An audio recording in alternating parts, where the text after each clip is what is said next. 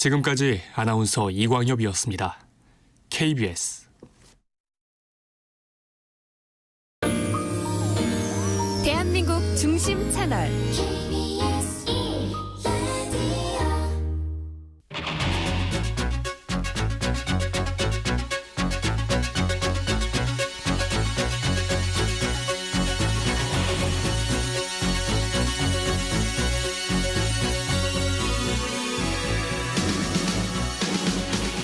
안녕하십니까. 성기영의 경제쇼 아나운서 성기영입니다. 이달 중순 정부가 발표한 7월 고용 동향에 따르면은 고령층의 고용 시장을 견인하고 청년층 취업자는 감소했던데요. 문제는 그냥 쉬었다는 30세 미만 청년층이 무려 44만여 명에 달했다는 겁니다. 임금이나 근로 조건이 맞는 일자리가 없을 것 같아서 구직 활동을 하지 않았다는 청년이 많았던데요. 무엇이 문제일까요? 어떤 해법이 가능한지 생각해 보겠습니다. 오는 10월부터 퇴직연금 현물 이전 제도가 도입되는데요. 현물 이전 제도가 도입되면 퇴직연금 계좌를 매도하지 않고도 기존 상품 그대로 다른 금융사로 옮길 수 있게 되는 등 가입자의 편의성이 더욱 강화된다고 합니다.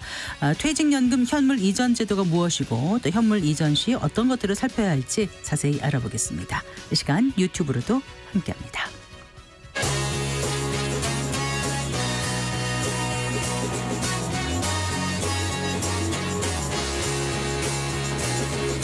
경제 시야를 넓혀드립니다. 투자의 지름길을 안내합니다. 돈 되는 정보를 발견하는 시간. KBS 1라디오 경제쇼.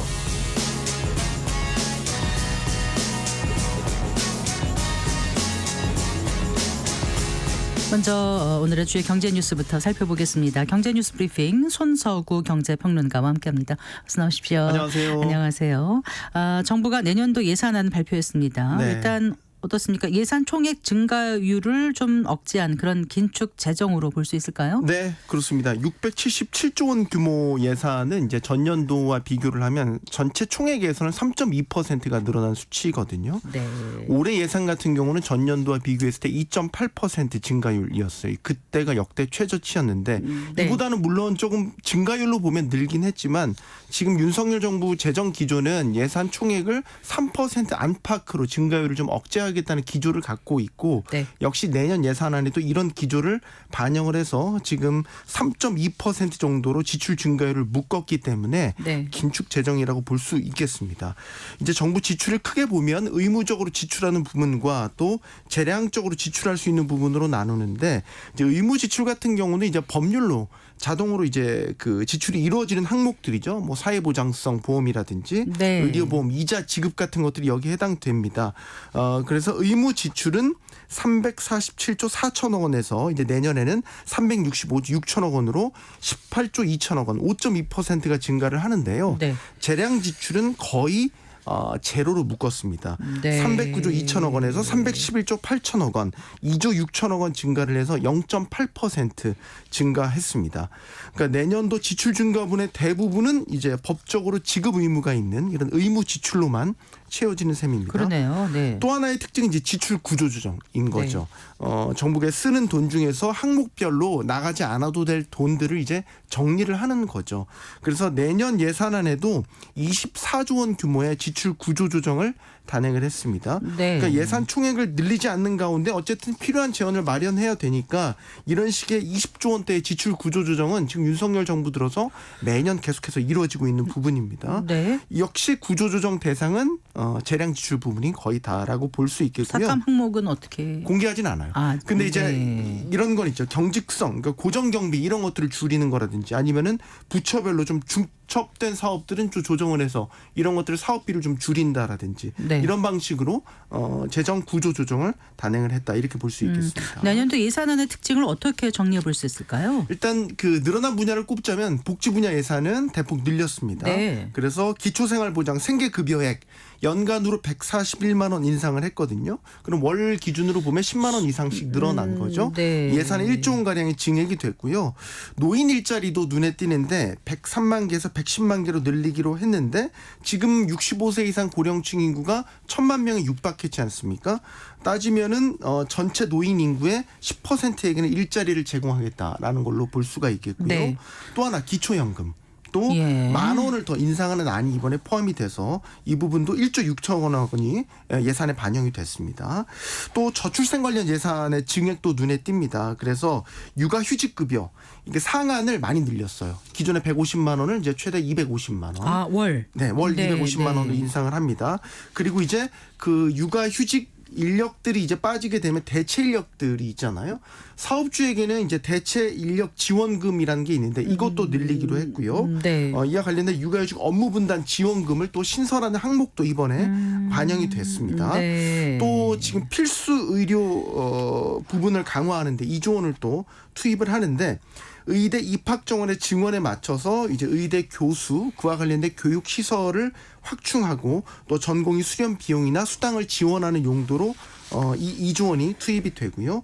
중기적으로 보면은 5년 동안 국가 재정에선 10조 원, 또 건강보험 재정에선 10조 원 플러스 알파를 투자하겠다라는 계획도 포함이 됐습니다. 네. 주거 안정 대책도 하나 짚어보면 공공주택 역대 최대 규모인 25만 2천 호를 공급하겠다. 이를 위한 예산은 14조 9천억 원이 편성이 됐고요.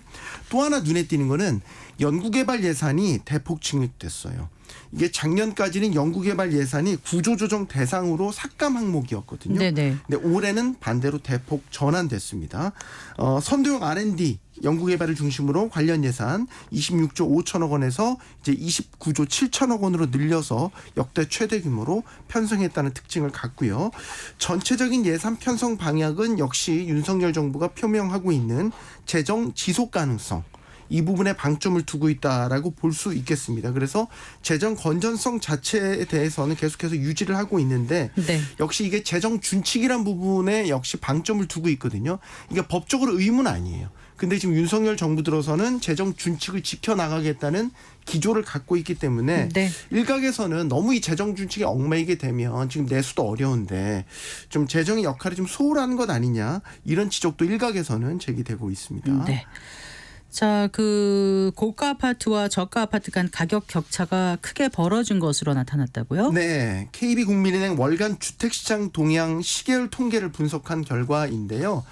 이달 8월 서울 아파트 매매 가격 5분위 배율이라는 게 5.27로 집계가 됐습니다. 네. 그러니까 5분위 배율이라는 거는 주택을 가격 순으로 이제 5등분을 해서 상위 20%, 또 하위 20% 이렇게 구분을 해서 상위 20%의 평균 가격을 하위 20%의 평균 가격으로 나눈 값입니다. 네. 쉽게 말해서 고가 주택과 저가 주택 사이의 가격 격차를 배율로 환산을 한 거죠. 그래서 이 배율이 높으면 높을수록 가격 차가 심하다라는 걸 의미를 하죠.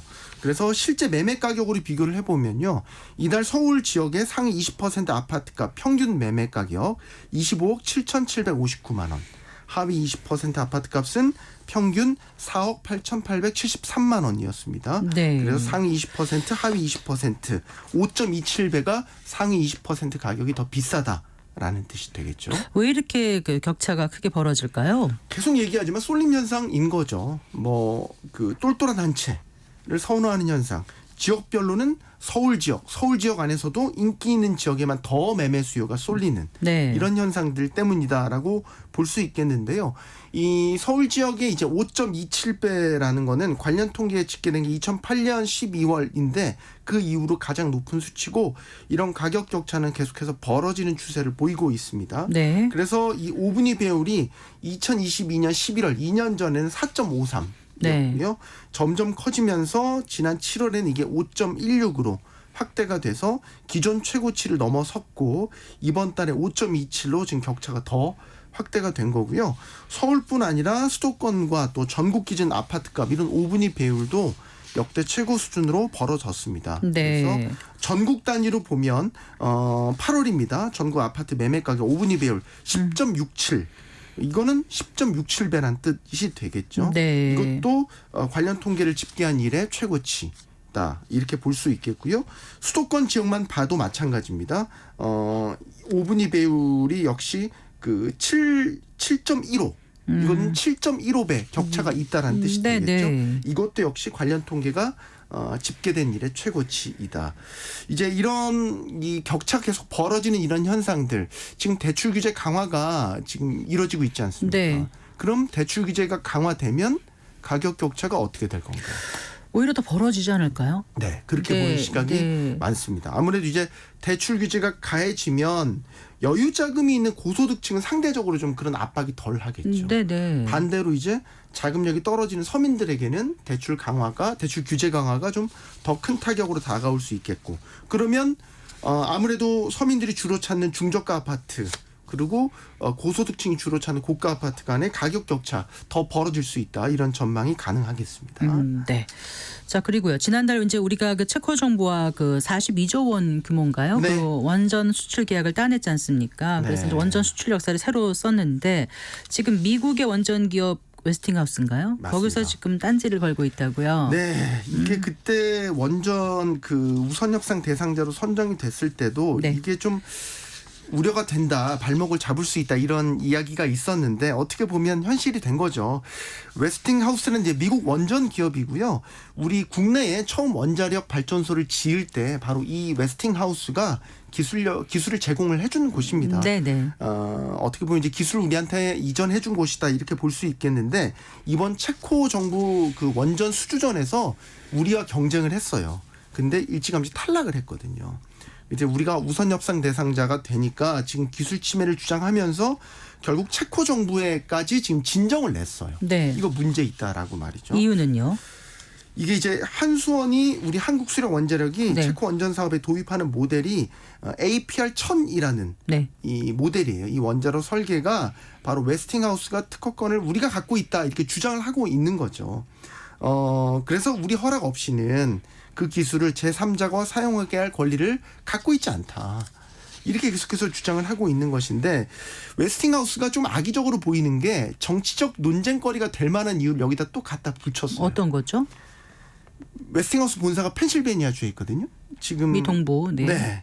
그 한국이 체코에 원자로를 수출하면 미국에서 창출할 수 있는 수천 개의 청정 에너지 일자리를 빼앗기게 된다, 이런 주장을 펼치고 있는데 네. 이게 웨스팅하우스의 본사가 있는 펜실베니아주의 일자리 15,000개가 여기에 포함된다, 이런 주장을 지금 펼치고 있거든요. 네. 펜실베니아주가 지금 미 대선에서 경합주입니다. 네. 그러니까 공화당, 민주당 어느 한쪽에도 확실하게 우위를 점하지 못하고 있는 경합주이면서도 대선 인단수가 많기 때문에 꼭 이 펜실베니아주를 가져가려는 그런 이제 양 당의 노력들이 펼쳐지고 있는 곳이거든요. 네. 이 펜실베니아주를 이번 체코 원전과 관련돼서 진정을 제기할 때 이유를 여기에다 또 갖다 붙인 거예요. 그럼 결국에는 이 체코 원전 수출을 미국 대선 이슈로까지 지금 부각시키려는 의도를 갖고 있다, 이렇게 볼 수 있겠죠. 네. 자, 그럼 우리 입장에서는 어떻게 대응해야 될까요? 한수원이 일단 내년 3월까지 본계약 체결을 해야 되거든요. 네네. 체코 정부와. 그러려면은 미국 정부에 우리 체코에 원전 수출하겠습니다라고 이제 신고를 해야 되는 규정이 있어요. 이거를 좀 준수를 해야 되는 건데 그러려면은 웨스팅하우스와 지적재산권과 관련된 분쟁을 좀 원만하게 해결하는 게 좋습니다. 기존에도 계속해서 이 웨스팅하우스과 협상을 계속 안 한 건 아니고요. 대화로 계속 풀어나가려고 하는데 웨스팅하우스가 이를 지금 제대로 받아들이지 않고 계속해서 이런 식으로 딴지를 걸고 있는 거고, 그래도 우리는 좋든 싫든 웨스팅하우스 합의를 해야 되는 거는 수출 신고를 한번 미국 정부 했거든요. 근데 이게 한번 반려가 됐어요. 아, 네. 네. 그러니까 그 전에 웨스팅하우스가 뭐 어떻게든 지적재산권 분쟁에 대해서 합의를 끌어내야 되는 게 우리 정부가 지금 갖고 있는 문제가 되겠고요. 이게 지금 한수원 측에서는 원만하게 해결하겠다라고 이제 계속해서 입장을 내비치고 있어요. 또 하나 지금 좀 전에 나온 게 체코 정부에서는 미국 웨스팅하우스의 이의 제기를 이해할 수 없다라고 지금 입장을 내놨거든요. 체코 정부는 오히려 그렇게 반응을 네. 보이고 있군요. 이 삼각이 지금 복잡하게 얽혀 돌아가고 있습니다. 그러니까 네. 우리 정부와 한수원 측이 좀 현명하게 대처해서 잘 원활하게 풀어내는 게 일단 1차 과제가 될 것 같습니다. 네, 잘 들었습니다. 고맙습니다. 감사합니다. 경제뉴스 브리핑 손서구 경제평론가와 함께했습니다.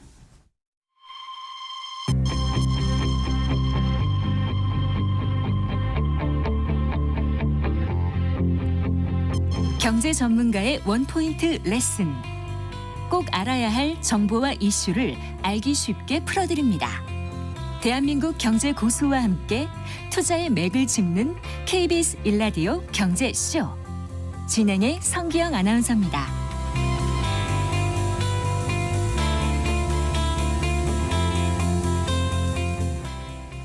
네, 대부분의 대기업들이 공채 대신에 경력직 수시 채용을 늘리고 있던데요. 이런 상황에서 대학 졸업생들의 취업문은 점점 줄어들고 있습니다.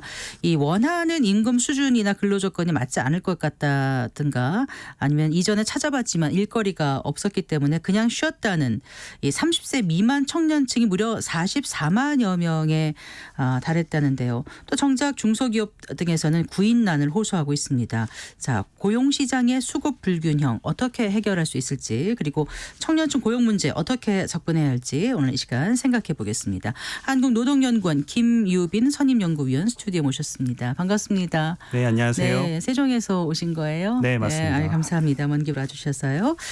정부가 발표한 7월 고용 동향에 따르면 이제 고용률은 일단 역대 최고치를 기록하고 실업률은 역대 최저로 낮아졌다. 뭐 이러면 일단 꽤 좋은 것처럼 느껴지지 않습니까? 그렇죠. 네, 그런데 정작 이제 속을 들여다보면 내용이 하나하나 좀 들여다보면 특히 이제 청년 취업자 수는 오히려 좀 감소했고 그런 부분이 눈에 띄더라고요. 오늘 좀 그 얘기를 좀 해주세요. 네. 네.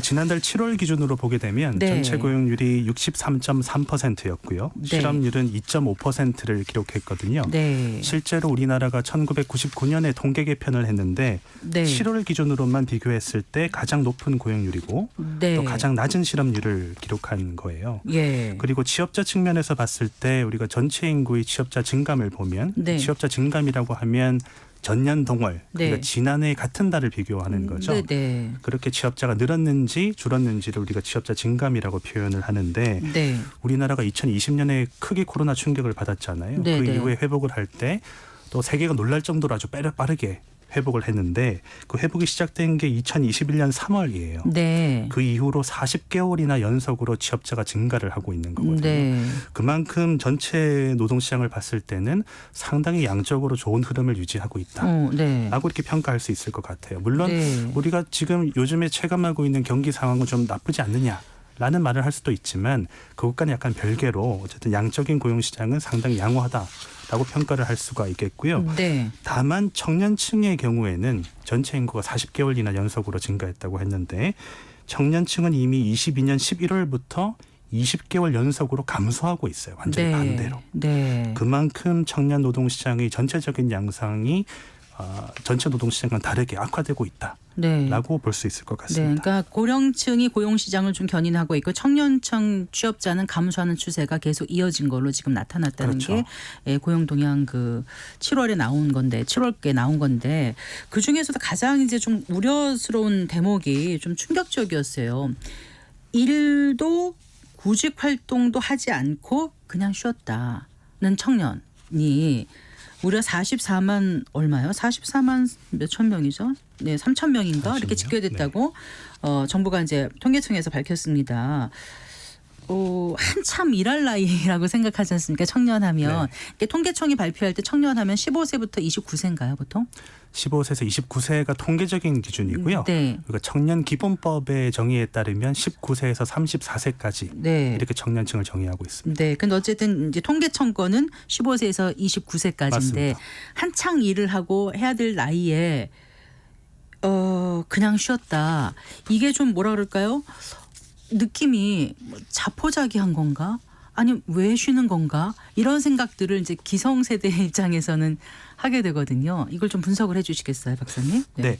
최근에 이제 쉬었음 인구라고 해서 언론에서도 관심을 아주 많이 갖고 있는 지표 중에 하나죠. 네, 네. 쉬었음 인구라고 하면 취업을 하고 있는 상태도 아니고 또 구직을 하거나 실업 상태도 아닌 말 그대로 네. 그냥 쉰 인구를 말을 하는 거거든요. 네. 이 쉬는 청년들이 많다는 것은 이 청년들이 아무래도 가장 핵심적인 근로 연령층에 해당되는 나이잖아요. 네. 활발하게 일을 해야 될 나이인데 일을 하지 않고 그냥 쉬고 있는 유휴 인력으로 그냥 사회에서 있다는 소리거든요. 네. 그만큼 상당히 국가적으로나 개인적으로나 상당히 큰 손실이 있다라고 볼 수밖에 없고 네. 특히나 우리나라는 대학 진학률이 상당히 높은 나라죠. 그렇죠. 70% 이상인 나라죠. 네. 그만큼 교육 수준도 상당히 높고 또 역량도 상당히 높은 청년들인데 쉰다는 점에서 아주 우려가 좀 크다라고 볼 수가 네, 있을 것 이제까지 같습니다. 배운 그런 걸 하나도 써먹지 못하고 쉬고 있다는 게 그렇죠. 정말 어떻게 보면 참 가슴 아픈 일이기도 한데 그 중대한 질병이나 뭐 이렇게 어떤 장애가 이런 것도 아니고 그냥 막연히 쉬고 싶은 상태에 있는 이들을 말하는 게 이제 쉬었습니다. 이렇게 기사에 나오더라고요. 그렇죠. 네. 비경제 활동 인구 중에서도 뭐 네. 육아를 한다거나 가사를 한다거나 네. 재학 중이거나 연로하거나 이런 다양한 사유들이 있는데 네. 그런 사유들을 다 빼고 네. 말 그대로 그냥 쉬었다라고 응답한 청년들이 쉬었음 인구거든요. 네. 일단 청년층 인구는 줄고 있지 않습니까? 맞습니다. 그런데 그 쉬는 청년은 또 늘어나는 거예요. 줄면서 주는 게 아니라 청년층 자체는 주는데 쉬는 청년층은 늘어난다.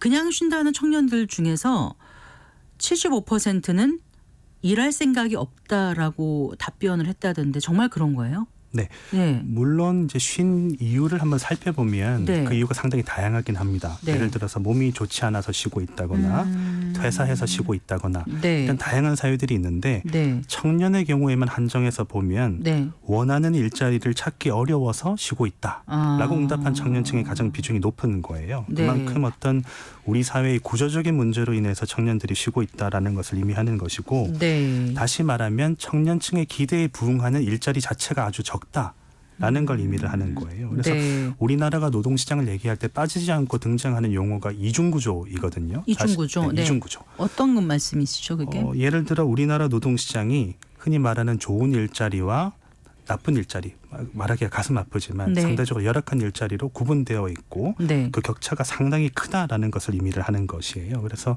양질의 일자리라고 하면 대기업 일자리라든지 공기업 일자리 또 노동조합이 있는 일자리를 의미하는 것이고 네. 반대로 좀 열악한 일자리라고 하면 대부분을 차지하고 있는 중소기업 일자리, 네. 비정규직, 네. 그리고 노조가 노조가 없는 없는. 일자리 네. 이렇게 구분할 수 있는데 네. 문제는 그 양질의 일자리는 약 10% 남짓하고 나머지는 상대적으로 열악한 일자리라는 거죠. 네. 그만큼 청년층이 원하는 좋은 일자리가 부족하다는 방증이라고 볼 수가 있습니다. 근데 이 노동 시장의 이중 구조라고 표현하셨는데 그건 우리나라만 그렇습니까? 다른 나라들도 다 그렇지 않나요? 근데 이제 이게 비율이 어느 정도야가인지가 좀 다를 것 같긴 한데요. 그렇죠. 네. 그러니까 어느 나라든지 구조적으로 격차가 존재하고 있는데요. 네, 네. 다만 그 격차가 얼마나 큰지 그게 가장 문제인 거죠. 자연스럽게 아마 임금 수준에 대한 얘기로 넘어갈 텐데요.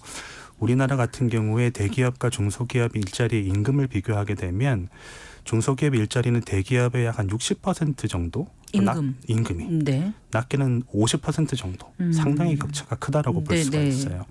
반면에 우리와 가까운 일본의 경우를 비교해 보면 초임 기준으로 봤을 때 중소기업 일자리가 약 대기업의 90% 정도 아, 그래요. 차이가 나거든요. 네. 그만큼 우리나라의 노동시장 격차가 훨씬 더 크다라고 볼 수가 있죠. 아, 그래요. 그런 큰 구조적인 문제가 있기 때문에 청년들이 일자리를 구하다가 정말 그 원하는 일자리가 없을 것 같아서 그냥 쉬거나 또 그 원하는 임금 수준이나 근로조건 맞지 않아서 그냥 쉬거나 이제 찾아는 봤는데 마땅한 또 일자리가 없기 때문에 쉬거나 그다음에 교육기술 경험 이런 것들이 부족해서 쉬거나 이게 대부분 그냥 쉰다는 청년들의 대답이 이렇게 순서대로 나오더라고요. 맞습니다.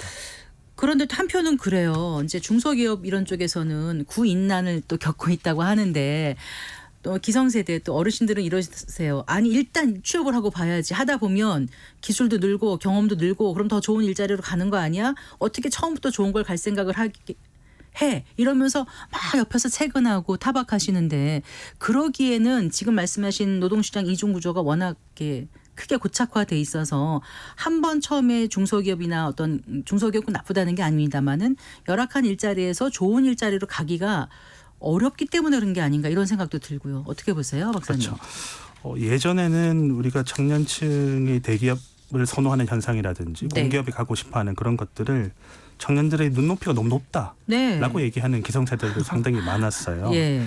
다만 청년의 입장에서는 뭐 청년이 아니라고 하더 누구라도 네.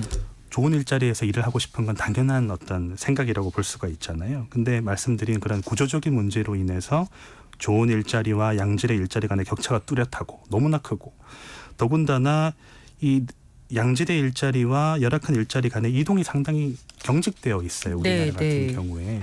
그래서 예를 들어 첫 일자리를 중소기업의 일자리로 취업을 하게 되면 네. 대기업 일자리나 공공기업 일자리로 옮기기가 상당히 어렵거든요. 네. 다시 말하면 흔히 말하는 유리천장이 상당히 두꺼운 아. 나라다라고 볼 수가 있어요. 네. 이런 것들을 고려하면 어떻게 해서든지 좋은 일자리로 취업하려는 청년들의 이런 행태는 네. 상당히 당연하고 합리적이라고 볼 수밖에 그러니까 없는 거죠. 중소기업이라든가 뭐 대기업, 공기업 선호 경향에 대해서 청년들에게 탓할 수만은 없는 상황이다. 이런 맞습니다. 말씀 주신 거고요.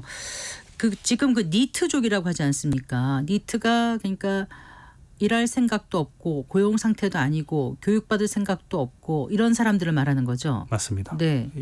NEET의 약자죠. 그래서 네. Not in Employment, Education, Training. 네. 그래서 일을 하지도 않고 교육을 받고 있지도 않고 네. 훈련을 받고 있지도 않은 네. 그런 유휴 인력을 말하는 용어입니다. 네. 근데 그게 처음에 이제 유럽에서 시작됐다가 일본으로 확대되면서 이렇게 우리나라까지 이렇게 급속도로 이렇게 그 니트족이 많이 늘어날까 생각이 들 정도로 좀 많이 그 수가 늘어난 것 같다는 생각이 드는데 그 최근에는 그런데 왜 공무원 선호도는 왜 이렇게 또 떨어지는 거예요? 좋은 직장으로 여겼었는데요. 그렇죠. 네. 공무원에 대한 선호가 상당히 높았었잖아요. 예전에. 그 예전에 공무원의 선호도가 높았던 거 이유를 한번 살펴보면 네. 일단은 고용 안정성이 상당히 높은 안정적인 직업이라는 거죠. 정년의 혜택을 끝까지 누리고 네. 자신이 원할 때까지 일을 할 수 있다는 것이 하나고요. 임금 수준에서 보면 언뜻 생각하면 대기업이나 공기업에 비해서 낮을 수도 있다라고 생각을 하지만 네. 예전에는 공무원 연금의 혜택이 워낙 컸었잖아요. 그랬었죠. 네. 그만큼 임금 수준에 있어서도 크게 낮지 않고 괜찮은 수준이다라는 거고요. 또 한 가지는 우리나라에서 공무원이라는 그 직업이 갖고 있는 레퓨테이션, 네. 명예 같은 것들 네. 상당히 커서 예전에는 공무원의 선호가 상당히 높았는데 네. 최근에 들어와서는 이제 그 임금 격차라든지 임금 상승률도 상당히 낮기 때문에 네. 대기업과 공공기업과 너무나 큰 격차가 나고 있고요. 더불어서 공무원 연금도 개혁되면서 연금 네. 혜택도 많이 줄어들었고요. 네. 더불어서 우리가 코로나19를 기점으로 해서 상당히 일하는 방식에 대한 변화가 일어나고 있는데 네. 예전처럼 시간이나 장소가 종속되어 있지 않고 아주 자유로운 일자리를 선호하는 청년들의 선호가 네. 높아졌잖아요. 네. 그런 측면에서 보면 공무원 일자리는 너무나 보수적인 일자리인 거죠. 아. 정해진 시간, 정해진 장소에서 정해진 일을 해야 되는 네. 그런 일자리이기 때문에 대기업이나 공공기업에 비해서는 그 선호가 상당히 떨어져 있다라고 볼 수 있을 것 네. 같습니다. 그런데 아까 그 니트 쪽 말씀하셨는데 이게 이제 생산 인구는 지금 계속 감소되고 있지 않습니까? 출생이 점점 저출생으로 가다 보면 그럼 생산 인구는 감소되는데 니트족은 계속 늘어나면 이게 이제 소비할 사람도 없고 돈 버는 사람도 없고 그러면 국가의 생산성도 떨어지고 여러 가지 지금 이제 문제가 생기지 않을까 싶어요. 그 부분에 대한 고민이 필요할 것 같거든요, 우리 사회가요. 그렇죠. 아무래도 가장 일을 열심히 해야 될 나이인데 네. 쉬고 있다는 것은 아무래도 장기적으로 쉬게 되면 그동안 축적돼 왔던 역량이라든지 숙련 같은 것들도 떨어질 수밖에 없거든요. 계속해서 활용을 하지 않으면. 맞아요. 네. 네. 그리고 국가 거시적으로 봐도 뭐 생산성 하락이라든지 국가 경쟁력이 하락할 수밖에 없는 것이고 네. 개인적으로도 그런 이 쉬었음 상태가 장기화되게 되면 생애 전체에 있어서 부정적인 영향을 미칠 수밖에 없는 거예요. 네. 그래서 쉬지 않은 청년들과 비교해서는 훨씬 더 낮은 수준의 임금을 받거나 더욱더 열악한 일자리에서 일할 확률이 더 높아질 수밖에 없는 거죠. 네. 그럼 비교 연구가 있었었죠. 그러니까 맞습니다. 니트족을 경험해 본 사람과 아닌 사람이 이제 생애 전체를 봤을 때 얼마만큼 더 일자리를 가질 기회가 많은지 실제 임금이 얼마나 차이가 나는지 그런 조사가 있었던 것 그렇죠. 같더라고요. 임금 수준이 얼마나 나는지 보통은 평균적으로 쉬지 않은 청년들에 비해서는 약 한 70% 정도의 수준의 임금밖에 받지 못한다라는 연구들이 있고요. 네. 또 그런 효과들이 계속해서 축적되고 있다라는 연구들이 많습니다. 자, 근데 이제 결국 그러면은 그 양극화된 일자리가 지금 문제이고 그 노동시장 이중 구조가 문제라고 말씀하셨는데 그거를 어떻게 그러면은 이제 바꿀 수 있을지 이게 고착화가 될수록 더 어려운 거 아니겠습니까? 그리고 질 좋은 일자리 를 마련을 해야 되는데 이게 이제 뭐 어떤 대책이 좀 나온다고 해서 그게 단박에 바뀌지는 않을 것 같고요. 큰 틀에서 어떻게 좀 정책을 가져가야 될지 좀 말씀해 주세요, 박사님. 네, 우선 우리가 청년 고용 문제라고 이렇게 표현을 하지만 네. 지금까지 얘기를 나눴지만 그게 청년 고용의 문제만은 아니잖아요. 기성세대들이 만들어 놓은 노동시장의 구조적인 문제라고 볼 수가 있거든요. 네. 특히나 아까 말씀 나눈 이중구조라고 하는 것이 예전에 대기업 위주 그리고 수출 위주의 우리가 성장을 거뒀는데 네. 그로부터 낙수 효과가 이제는 되게 사라지는 상태예요. 네, 그 네. 대기업의 혜택이 중소기업으로까지 이어지지 않고 있는 상태이고 네. 또한 우리가 흔히 말하는 불공정한 원하청 제도, 원청과 하청. 하청 간의 네. 불공정 거래 네. 이것들이 아직까지도 관행적으로 남아있는 시대고요. 그러네요. 네. 또 생산성 자체가 상당히 지금은 낮은 상태로 고착화되어 있죠. 네, 흔히 네. 뉴노멀 시대라고 얘기를 하는데 더 이상 과거와 같은 높은 생산성을 기대하기는 어려운 그러네요. 상태이거든요. 네. 그래서 이러한 전반적인 전체 노동시장의 문제가 해결되지 않고서는 청년고용 문제도 해결하기 어렵다라는 게 일단은 첫 번째 포인트고요. 네. 두 번째로는 일자리 문제가 가장 큰 문제라고 하지만 단순하게 일자리 문제를 해결한다고 해서 청년들이 행복해지는 건 아니죠. 예를 들어 주거라든지 결혼, 네. 출산, 양육 이런 우리가 살아가면서 겪는 모든 이벤트들의 복합적인 문제이거든요. 네, 청년의 네. 문제가. 그래서 단순히 일자리만 해결해야 되는 것이 아니라 전반적인 모든 문제를 해결해야지 어느 정도는 가시적인 성과를 거둘 수 있지 않을까라고 생각을 하고 있습니다. 네. 그 일본에서 그 한때 그 니트족들이 사회 문제가 되기도 했었지 않습니까? 그런데 최근 보면 일본의 경우는 정말 그 완전 고용 시대가 돌아있을 정도라는 얘기가 나오거든요. 이걸 어떻게 극복했는지가 궁금해요, 박사님. 네. 우리가 이제 경제 발전을 해온 그런 추세라든지 네네. 인구 구조가 일본과 상당히 비슷하거든요. 그건 사실이고요. 그래서 일본과 많이 비교를 하는데 세부적인 부분을 보면 상당히 좀 다른 측면이 많아요. 예를 들어서 인구 구조부터 보게 되면 네. 청년 고용은 베이비붐 세대와 연관성이 상당히 큽니다. 왜냐하면 베이비붐 세대가 은퇴를 할 때 나타나는 큰 그 일자리 빈 구멍을 청년들이 채워주는 역할을 하는 거거든요. 네, 네. 근데 일본의 베이비붐 세대 같은 경우는 우리가 단가이 세대라고 부르는데 네.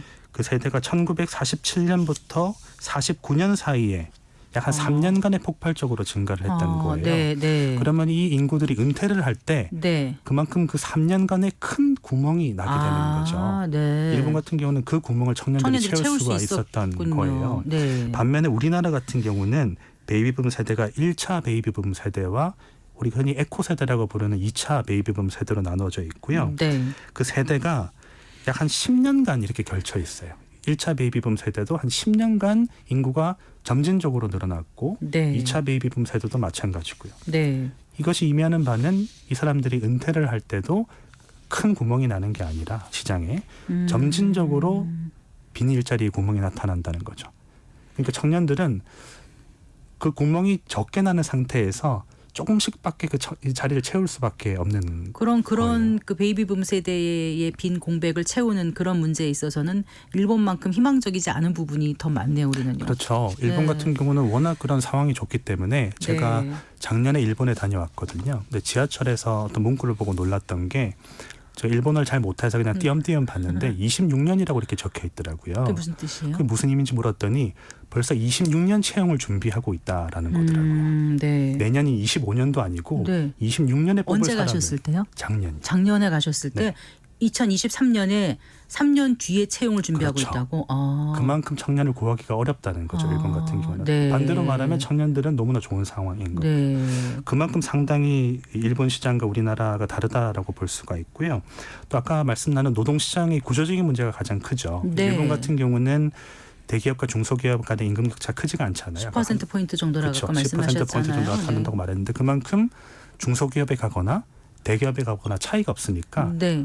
어쨌든 일찍 노동시장에 진입하려는 그런 유인이 상당히 강한 거죠. 네. 우리나라 같은 경우는 어떻게 해서든 좋은 일자리로 취업을 해야 되니까 네. 계속해서 노동시장으로 취업하는 게 지연되고 있는 거. 이게 가장 큰 차이점이라고 볼 수가 있을 네. 것 같습니다. 이 청년 고용 문제를 사실 뭐 이렇게 짧은 시간에 다 얘기를 나눠볼 수는 없지만 일단 좀 중요한 몇 가지는 짚어주셨거든요. 이제 마무리를 좀 해주세요. 그 어떤 대책이나 지원이 당장에 필요한지 오늘만 해도 예산안에 정부가 좀 뭔가 청년 고용과 관련한 걸 좀 내놨더라고요. 네.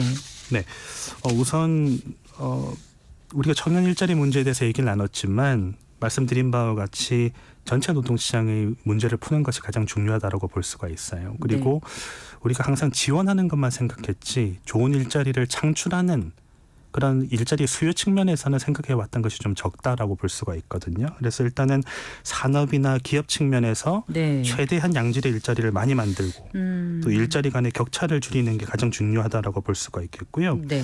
또 그런 일자리들이 마냥 중소기업의 일자리들을 의미하는 것은 아닐 것이고 청년들이 만족할 수 있는 근로 조건을 부여할 수 있는 일자리, 네. 또 자기 개발에 희망을 주는 일자리, 네. 또 성장 가능성이 높은 일자리를 창출할 수 있도록 기업을 지원하는 거. 네. 이게 이제 한 가지 측면이라고 볼 수가 있을 것 같고요. 네.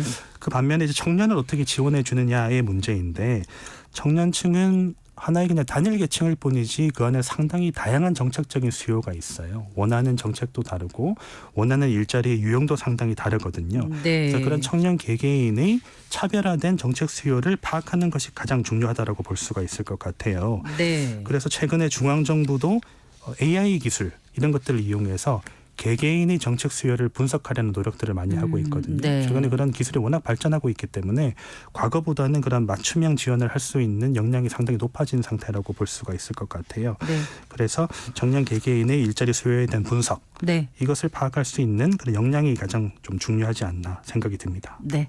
오늘 말씀 잘 들었습니다. 고맙습니다. 감사합니다. 네, 한국노동연구원 김유빈 선임연구위원과 함께했습니다.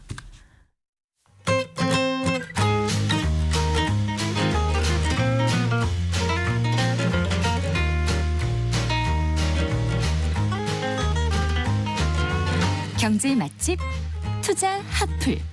지금은 돈 벌기 딱 좋은 시간. KBS 1라디오 경제쇼.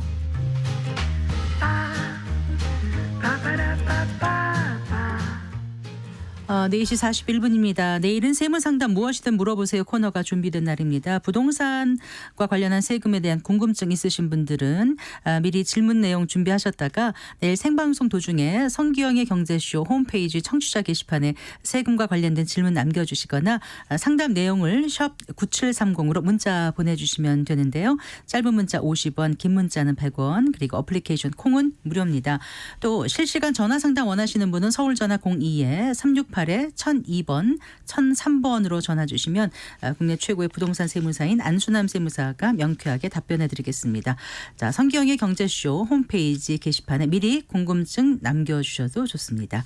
네, 세무상담 무엇이든 물어보세요. 내일 이 시간 많이 기대해 주시기 바랍니다.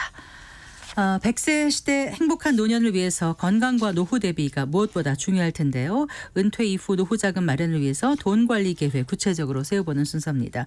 오늘도 미래에셋 투자와 임금센터의 오현민 순석 매니저 함께하겠습니다. 어서 나오십시오. 네, 안녕하세요. 안녕하세요. 자, 오늘은 그 연금 이전에 대해서 얘기해 주신다고요. 최근 이제 보면 그 퇴직연금 실물 이전 제도 시행을 앞두고 금융회사들이 분주하다 뭐 이런 뉴스가 종종 나오던데 일단 퇴직연금 실물 이전 이게 뭐지? 이런 분들도 제법 계실 것 같아서요. 네, 설명해 드리겠습니다. 오늘 10월 시행될 퇴직연금 실물 이전 제도는요. 현재 개인형 퇴직연금 IRP나 혹은 뭐 기업형 IRP 혹은 DC형 퇴직연금 제도에 가입되어 있으신 분들은 좀 관심 가지고 들으시면 좋겠습니다. 네. 이 제도는요. 가입자가 내 퇴직연금을 다른 회사로 이전을 할 때 네. 기존 계좌에 가지고 있던 상품 이거를 실물 혹은 현물이라고 부르는데요. 네. 이 상품들을 매도하지 않고 그대로 다른 회사에 이전받을 계좌로 옮길 수 있는 그런 제도입니다. 네. 예를 들어서 내가 A라는 은행에 개인형 퇴직연금 IRP 계좌를 가지고 있고 여기에 예금이랑 펀드를 운용을 하고 있는데 B라는 증권회사의 IRP로 옮기고 싶다. 네. 그러면은 지금 현재는 예금이랑 펀드를 해지를 해서 현금화를 한 다음에 그 다음에 옮길 수 있는데요. 네. 근데 이제 10월에 이 퇴직연금 실물 이전 제도가 시행이 되면은 예금과 펀드를 깨지 않고도 옮길 수 있게 되는 겁니다. 네. 그러면 깨지 않아도 된다라면 다른 금융회사에 그 퇴직연금 계좌를 갈아타는 게 예. 훨씬 편해지는 거네요. 네, 맞습니다. 사실 지금도 연금 이전은 되기는 되거든요. 근데 내가 가진 거를 이제 팔아야 되다 보니까 다른 회사로 이제 옮기게 되려면은 그 상품을 다시 또 가입을 해야 되잖아요. 네. 그렇기 때문에 이제 번거롭습니다. 그리고 예금 상품 가지고 계신 분들 같은 경우에는 이제 중도 해지해야 되기 때문에 이제 좀 이자에서 이제 또 손실을 봐야 되는 그런 또 상황이 있기도 하고요. 네네. 그래서 금융회사 좀 바꾸고 싶다라고 생각이 들어도 좀 귀찮기도 하고 손실도 있고 하다 보니까 이제 좀 미루시는 분들도 있을 텐데요. 근데 이제 그런 번거로움이 이 제도 시행으로 없어지는 거기 때문에 네. 가입자 입장에서는 이제 더 좋은 서비스를 제공하는 회사가 어디냐 이런 것들을 좀 고를 수 있는 기회라고 할 수 있겠습니다. 네. 그래서 이제 한 달 반 정도 제도 시행이 남아 있어서 이제 가입자분들께서 뭐 어떤 회사가 좀 좋은가 좀 이렇게 경쟁력 있는 회사 어딘지 알아보시면 좋을 것 같습니다. 근데 퇴직연금 계좌를 다른 그 금융사를 옮기려고 하시는 분들은 왜 하시는 거죠? 어떤 필요성 때문에요? 네, 요즘 금융 소비자분들이 워낙 이제 정보가 많다 보니까 똑똑해지셔서 맞아요. 네, 그래서 연금을 이제 가만히 놔두는 게 아니라 이제 직접 운용해서 수익률을 높이고 싶다 이런 분들이 점점 늘어나는 것 네. 같습니다. 그래서 내 퇴직연금 운용할 때 고를 수 있는 상품이 얼마나 다양하냐 이런 것들이 좀 중요해진 겁니다. 특히 젊은 투자자분들 같은 경우에는 ETF에 관심이 좀 많으셔서 이제 상장지수 펀드 ETF가 얼마나 다양하게 라인업되어 있냐 네. 이런 것들도 유심히 보시는 것 같습니다. 그래서 지난해 기준으로 이제 금융권 퇴직연금 수익률도 좀 보면 좋을 것 같은데요. 은행 같은 경우가 4.87%, 증권사가 7.11%, 보험사가 약 4.5% 정도 됩니다. 좀 이렇게 차이가 나는 이유는 증권사 같은 경우에는 좀 그런 실적 배당형 상품 ETF 같은 것들이 좀 많다 보니까 좀 시장이 좋을 때는 좀 수익률을 높일 수 있기 때문에 은행이나 보험사에 비하면 아무래도 좀 수익률이 높아질 수 있는 여지가 있는 거고요. 그리고 은행이나 보험사도 또 퇴직연금에서 ETF 투자를 할 수 있긴 있거든요. 네, 네. 있기는 한데 상품 수도 늘어나고 있긴 합니다만 아직 좀 다양하지 못하다는 한계점은 좀 있습니다. 자, 그러면 이제 금융회사들이 그 기존 퇴직연금 고객을 이제 지키거나 혹은 또 신규 고객 유치하려는 경쟁이 좀 치열해질 것 같아요. 네, 지금 많이 치열해지고 있는 상황입니다. 네. 근데 이렇게 또 경쟁이 심화되면 아무래도 이게 소비자들한테는 이제 좋은 거지 않습니까? 그래서 퇴직연금 가입자들한테 도움되는 서비스가 지금 속속 늘어나고 있는 중입니다. 네. 그래서 예를 들어서 이제 퇴직연금 운용할 때 이제 AI 도움 받을 수 있는 그런 로보 어드바이저 서비스가 이제 많이 확대되고 있고요. 로보 어드바이저. 네네. 그리고 로봇이 운용을 해주는 거죠. 네. 금융회사 앱도 또 이제 연금 가입자들이 좀 더 편리하게 매매할 수 있도록 그런 화면이 좀 개편이 되기도 하고 또 개인 맞춤형 포트폴리오 제안도 받을 수 있기도 하고요. 네. 그리고 이제 직장인들이 이제 본업계 충실하게 지내다 보면은 또 퇴직연금 관리가 좀 뒷전이 되기 쉬운데 네. 이렇게 좀 서비스가 강화되면 좀 고객 입장에서는 좀 긍정적인 환경이 조성된다 이렇게 보시면 될 것 같습니다. 네. 그러면 퇴직연금 계좌를 실물 이전하는 상황에 있어서도 어떤 게 종류가 있어요? 그러면요? 네. 기본적으로 이번 실물 이전 제도 같은 경우에는요, 퇴직연금 제도 간의 회사를 변경하는 그런 케이스가 적용이 됩니다. 그래서 예를 들어서 뭐 DC형에서 DC형으로 네. 또 개인형 IRP에서 개인형 IRP로 DB에서 DB, 기업형 IRP에서 기업형 IRP 이렇게 종류가 나눠져 있고요. 근데 이 중에서 가장 많은 분들이 해당이 되는 거는 개인형 퇴직연금 이제 IRP 계좌를 이제 타사로 옮길 때 이게 가장 많이 좀 적용이 되실 것 같습니다. 네. 이제 IRP 계좌는 직장인들이 회사 떠날 때 퇴직금을 받거나 혹은 이제 연말정산 때 세액공제 혜택을 받기 위해서 이제 추가 불입하는 이제 용도로 쓰이고 네. 회사원뿐만 아니라 공무원, 프리랜서, 이제 소득이 있으신 분들은 모두 이제 좀 만들 수 있는 그런 퇴직연금 계좌인데요.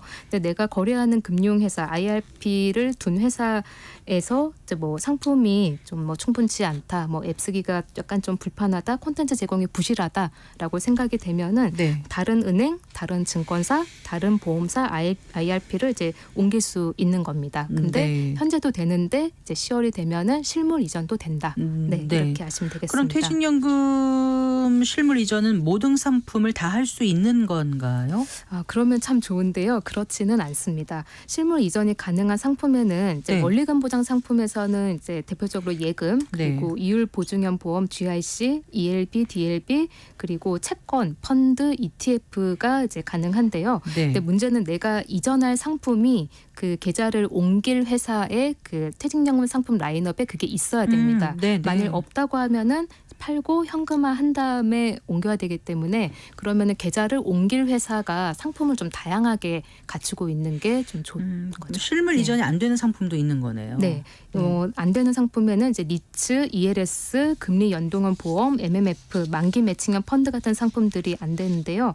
근데 요거를 그 일일이 다 이제 소비자가 알 수가 없잖아요. 네. 그렇기 때문에 이제 10월에 이제 실물 이전 제도가 시작이 되면요. 이제 각 금융회사 홈페이지나 이제 앱에서 내가 가진 상품들을 타 회사로 이전이 가능한지 조회할 수 있는 서비스가 그때 이제 오픈이 될 예정입니다. 네. 이제 그러면 이제 스스로 조회해 보시고 실물 이전이 된다라고 나오는 거는 그냥 신청을 하시면 되고 안 된다라고 하면은 그거는 이제 스스로 이제 파시는 이제 방법이 있고요. 혹은 이제 뭐 고객센터 연락해 보시면은 내가 이러한 상품 가지고 있는데 그쪽으로 이전이 됩니까?라고 이제 문의를 하시면은 거기에서 이제 또 안내 받아서 이제 네. 판단하시면 되는데요. 네. 근데 하나 좀 알아두셔야 될 게 예를 들어서 실물 이전을 할 수 있는 상품이 내가 5가지를 가지고 있다라고 한다면은 그 5가지를 한 번에 옮겨야지 그 5가지를 어떤 거는 옮기고 어떤 거는 뭐 현금화를 해서 넘겨주세요 이렇게는 할 수 없습니다. 그래요? 예, 한 번에 다 넘겨야만 됩니다. 알겠습니다. 네. 그 퇴직연금의 경우 이제 디폴트 옵션 상품 지정하게 돼 있지 않습니까? 아, 네, 이건 맞습니다. 어떻게 돼요? 네, 디시형 퇴직연금 IRP 계좌 가지고 계신 분들 같은 경우에는 이제 디폴트 옵션 상품 정하게 되어 있는데요. 이제 뭐 일정 기간 동안에 내가 그 돈을 불입하고 나서 아무런 운용 지시가 없다, 혹은 이제 예금 상품 만기가 지난데도 지시가 없다 이런 경우에 이제 자금이 사전에 내가 지정한 디폴트 옵션 상품으로 이제 운용이 되는데요. 네. 근데 이게 계속 방치되면은 퇴직연금 상품 수익률이 떨어질 수밖에 없기 맞아요. 때문에 이제 네. 바쁘신 분들을 위해서 이게 내가 사전에 지정한 상품으로 운용이 되는데 네. 요거는 실물 이전이 안 됩니다. 그래서 미리 해지를 하신 다음에 아. 그다음에 옮기셔야 합니다. 네, 그렇군요. 자, 그 DC형 그 퇴직연금 가입자가 퇴직하게 되면 그동안 운영한 퇴직금을 IRP로 받는 거 아닌가요? 네, 맞습니다. 네, 그럴 경우에 네. 그때 계좌에 가지고 있던 상품들을 IRP로 모두 옮기는 거. 그것도 가능해요, 실물 이전이? 그거는 이번 실물 이전 시행 대상은 아닙니다. 네. 다만 현재 그 DC형 퇴직연금 회사랑 그리고 내가 받고 싶은 IRP 계좌 회사가 네. 같으면 그거는 회사에 따라 가능할 수도 있는데요. 네. 근데 이게 되는지 안 되는지는 회사마다 조금씩 다르기 때문에 이게 가능한지는 좀 개별적으로 이제 좀 연락해서 헷갈리기 시작해요. 알아보셔야 됩니다. 네. 그러니까 일단 이번에 실물 이전 제도 같은 경우에는 같은 제도끼리 IRP, DC 이렇게 네. 된다. 일단 기본적으로 그렇게 알고 계시면 아, 되겠습니다. 네. 네. 그 연금저축 같은 게 어떻게 돼요? 연금저축 같은 경우는 이전은 되는데요. 실물 이전은 이건 안 됩니다. 연금저축은 퇴직연금은 아니잖아요. 그래서 이번 제도는 실퇴직연금에 해당되기 때문에 네. 연금저축은 안 돼. 실물 이전은 안 됩니다. 이전은 네. 되고요. 근데 연금저축 같은 경우에 그 연금저축이 이제 신탁, 펀드, 보험 이렇게 3가지가 있는데요. 신탁은 이제 신규 가입이 안 되고 이제 네. 펀드나 보험으로 이동이 되는데, 근데 이 저축보다는 최근에는 이제 좀 연금저축 같은 경우에는 최근에 펀드 쪽으로 조금 더 많이 신규 가입자의 한 90% 정도는 펀드로 가는 그런 좀 흐름이 있습니다. 그러니까 그 보험보다 펀드에 대한 예. 선호가 더 네, 많다는 맞습니다. 거잖아요. 90%면은요. 네, 이게 금리가 좀 낮다 보니까 그러는 건데요. 네. 이제 공시율이 2%대 중반 정도이다 보니까 네. 예금이자 3%보다도 낮은 수준이다 보니까 아무래도 좀 사람들이 펀드로 하는 게 수익률이 더 높지 않겠느냐. 그러니까 연금저축 보험이 예, 이제 예. 수익률이 낮다 보니까 네, 네, 네. 펀드 쪽을 선호한다. 네, 펀드로 내가 수익률을 올려보겠다라고 할 수 있겠습니다. 네. 그럼 연금저축 보험에서 그 펀드를 옮기기 전에 네. 어떤 거를 좀 확인하고 가야 될까요? 사실 연금저축 펀드는 이제 다양한 상품, 펀드, ETF, 리츠 여러 가지 상품을 이제 고를 수 있는 게 사실이긴 한데요. 네. 근데 원금 손실 가능성이 있습니다. 투자하다 보니까 어쩔 수 없는데요. 네. 이제 반면에 연금저축 보험 같은 경우에는 원금 손실이 없고 금융사가 파산하더라도 5천만 원까지 예금자 보호를 받는 그런 장점이 있습니다. 네. 그리고 또 생명보험사에서 연금저축보험 가입하신 경우에는 종신형으로 연금을 받을 수 있습니다. 이제 네. 다른 금융회사들은 확정 기간으로 받으셔야 되는데 여기는 네. 종신형으로 받을 수 있다.